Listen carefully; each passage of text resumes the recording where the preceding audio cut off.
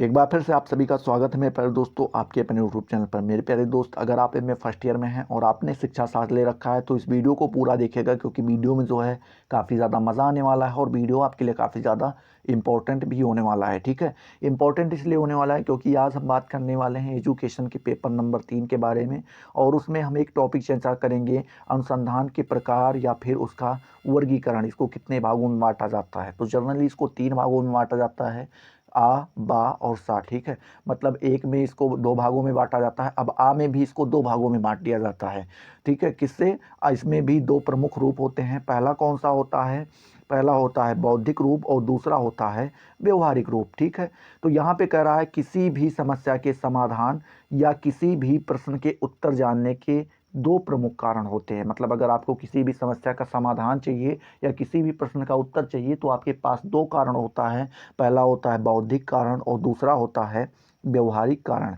बौद्धिक कारण का संबंध मनुष्य की जिज्ञासा की प्रवृत्ति या ज्ञान अर्जन से प्राप्त पुष्टि की भावना से है। मतलब कह रहे हैं कि जो बौद्धिक कारण है इसका संबंध मनुष्य की जिज्ञासा से लिया जाता है। जिज्ञासा का मतलब होता है जानने की लालसा।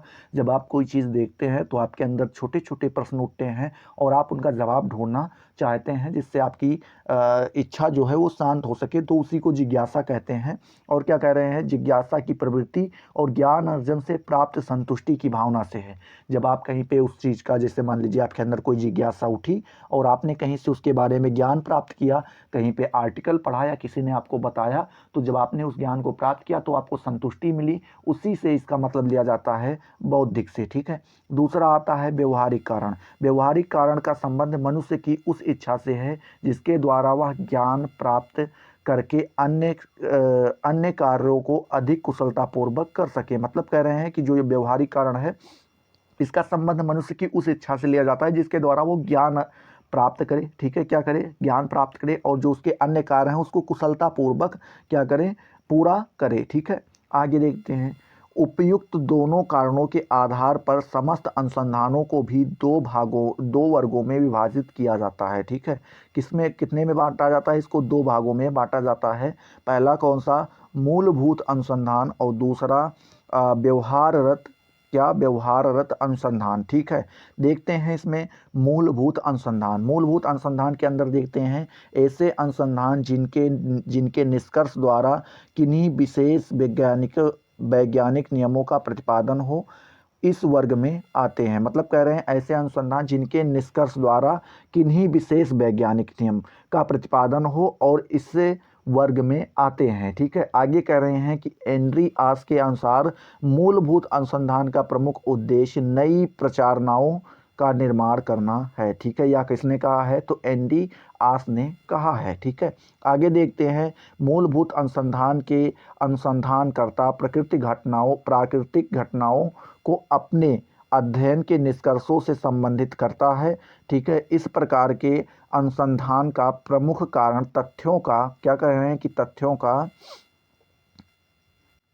एकीकरण है। ठीक है, अनुसंधानकर्ता इस तथ्य को उपयोगिता आदि की दृष्टि से एकत्रित नहीं करता है। मतलब कह रहे हैं जो अनुसंधानकर्ता होते हैं इन तथ्यों का उपयोगिता आदि इस दृष्टि से एकत्रित नहीं करता है, वह केवल इन तथ्यों को इसलिए एकत्रित करता है क्योंकि ये तथ्य एकत्रित करने योग्य है। मतलब कह रहे हैं कि वह तथ्य को इन सारी उपयोगिता के लिए एकत्रित नहीं कर रहा, उसको इकट्ठा नहीं कर रहा है। वह केवल इन तथ्यों को इसलिए एकत्रित कर रहा है या इकट्ठा कर रहा है क्योंकि तथ्य एकत्रित करने योग्य हैं। ठीक है, उनको एकत्रित करना चाहिए। मूलभूत अनुसंधान इस प्रकार हमारे ज्ञान में वृद्धि करता है। ठीक है, इस प्रकार से हम देख पाते हैं कि जो ये मूलभूत क्या है? अनुसंधान है, मूलभूत अनुसंधान है, ये हमारे ज्ञान को क्या करता है? बढ़ाता है, ज्ञान में वृद्धि करता है। ठीक है, दूसरा क्या है? व्यवहाररत अनुसंधान। क्या? व्यवहाररत अनुसंधान। इस वर्ग में वह अनुसंधान आते हैं जिनके द्वारा किसी समस्या विशेष का समाधान आवश्यक हो। मतलब कह रहे हैं इस वर्ग में वह अनुसंधान आते हैं जिसके द्वारा क्या हो? किसी भी समस्या का, कोई ऐसी समस्या हो, किसी समस्या विशेष का समाधान आवश्यक हो, जिसमें वो उस समस्या का समाधान होना तय हो। ठीक है, आगे देखते हैं। व्यवहाररत अनुसंधान में विज्ञान के कुछ विशेष नियम का किसी विशेष मामले पर प्रभाव जाना जाता है। ठीक है, मतलब कह रहे हैं कि जो व्यवहाररत अनुसंधान है में विज्ञान के कुछ ऐसे विशेष नियम हैं कि किसी विशेष मामले में पर उनका प्रभाव जाना जाता है। मतलब कोई ऐसा विशेष मामला आता है तो उस पर इनका क्या दिखाई पड़ता है, प्रभाव दिखाई पड़ता है। ठीक है, एंड्री आस के अनुसार तथ्यों द्वारा आदि अनुसंधानकर्ता किसी क्रियात्मक समस्या का समाधान करें तो यह अनुसंधान व्यवहाररत अनुसंधान की श्रेणी में आता है। मतलब ये कह रहे हैं, एंड्री आस जी कह रहे हैं कि तथ्यों द्वारा, कोई तथ्य हो उसके द्वारा यदि अनुसंधानकर्ता, जो वहाँ के अनुसंधान करना है, जो वहाँ के लोग हैं, वो किसी क्रियात्मक समस्या का समाधान करें। क्रियात्मक समस्या का मतलब आप समझ रहे होंगे, जो समस्या क्रियात्मक कोई कार्य कर रहे हैं उसमें जब समस्याएं आ जाती हैं तो उसको क्रियात्मक समस्या कहते हैं। समस्या का समाधान करें तो यह अनुसंधान व्यवहाररत अनुसंधान की श्रेणी में क्या हो जाता है, आ जाता है। ठीक है, यद्यपि अनुसंधानों को इस प्रकार वर्गीकृत करते हैं किंतु फिर भी ऐसे वर्गीकरण पूर्ण रूप से संभव नहीं है। मतलब कह रहे हैं कि जो अनुसंधान को इस प्रकार से अगर हम वर्गीकृत करते हैं फिर भी ये वर्गीकरण क्या पूर्ण रूप से संभव नहीं है, इसमें सारे अनुसंधान की चीज़ें नहीं आती हैं। ठीक है, क्योंकि मूलभूत एवं व्यवहाररत अनुसंधान को अलग करना कठिन है। मतलब कह रहे हैं अगर आप मूलभूत और व्यवहाररत अनुसंधान को अलग करना चाहें तो यह एक कठिन कार्य है। इसके अतिरिक्त, एक मिनट कलर चेंज कर देंगे। ठीक है, इसके अतिरिक्त वैज्ञानिकों में क्रियात्मक समस्याओं पर किए गए अनुसंधान नए नए सिद्धांतों एवं नियमों को बनाने में सहायक होते हैं। मतलब कह रहा है यहाँ पे कि इसके अतिरिक्त अगर सामाजिक विज्ञानों में क्रियात्मक समस्याएं जो होती हैं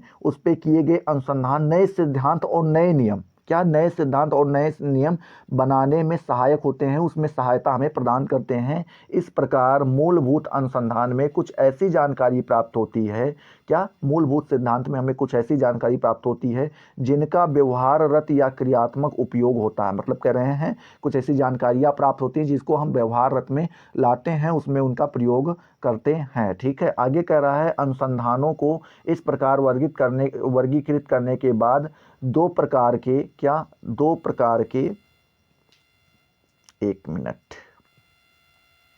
चेंज हो गया, देखते हैं। वर्गीकृत करने के लिए जानकारी प्राप्त होती है जिनका व्यवहाररत क्रियाओं में उपयोग होता है। दो प्रकार के, यहाँ पे आ गए। दो प्रकार की अनुसंधान पद्धतियों में काफ़ी मात्रा में असमानता होती है। ठीक है, वैज्ञानिक अनुसंधान तथा शोधों के लिए सामान्य नियमों को निश्चित करना तथा किसी विशेष परिस्थिति में व्यवहाररत या क्रियात्मक समस्या में इन नियमों से संबंधित करना आवश्यक है। ठीक है, दूसरा हमें यहाँ पे देखने को मिल रहा है कि नेशनल साइंस फाउंडेशन के अनुसार भी इसको क्या किया जाता है, अनुसंधान को बांटा जाता है। तो उसके अनुसार अनुसंधान का वर्गीकरण अधोलेखित ढंग से किया जाता है। पहला कौन सा, मूलभूत सिद्धांत अनुसंधान, दूसरा व्यवहाररत अनुसंधान और तीसरा प्रयोगात्मक सिद्धांत। तो नेशनल साइंस फाउंडेशन के अनुसार इसको 3 भागों में बांटा जाता है। 2 तो वही आ जाते हैं, मूलभूत और व्यवहाररत, तीसरा आ जाता है प्रयोगात्मक अनुसंधान। ठीक है, आगे देखते हैं। वास्तव में अनुसंधान मूल रूप से तथ्यों का नवीन ढंग से विश्लेषण प्रस्तुत करता है जिसके द्वारा वर्तमान ज्ञानकोश में वृद्धि होती है। अतः अनुसंधानकर्ताओं का बल नई व्याख्या और विश्लेषण की ओर रहता है। तो कह रहा है कि जो अनुसंधानकर्ता होते हैं उनका जो मेन फोकस होता है वो इस पे होता है कि हमें नई विश्लेषण प्राप्त हो, नई व्याख्या प्राप्त हो उसके बारे में, तो उसके तरफ उनका झुकाव ज़्यादा रहता है। इन सामाजिक अनुसंधानों के मूल्यांकन में व्यक्तिगत प्रभाव को पूर्ण रूप से दूर नहीं किया जा सकता, फिर भी उनमें वस्तुनिष्ठता लाने का प्रयास करना ही होगा। इस दृष्टि से इसके वर्गीकरण पर भी विचार करना ही संगत रहेगा। अनुसंधान एक विकासोन्मुख प्रत्यय है। इसकी प्रकृति गत्यात्मक है, आधार वैज्ञानिक है और विकास अभिसंचयी है तथा ज्ञान और विद्वता तो आई होप ये सारी चीज़ें आपको अच्छे से समझ में आ गई होंगी। अगर समझ में आ गई तो फटाफट वीडियो को लाइक करो, अपने दोस्तों के साथ शेयर करो। अगर अभी तक चैनल को सब्सक्राइब नहीं किया तो सब्सक्राइब करके बेल आइकन को ज़रूर प्रेस करो, जिससे आपको सारी नोटिफिकेशन मिलती रहें और आप इनसे लगातार लाभान्वित होते रहें। तो चलिए अगले वीडियो में मिलते हैं नए जोश नए टॉपिक के साथ। तब तक के लिए जय हिंद, जय भारत।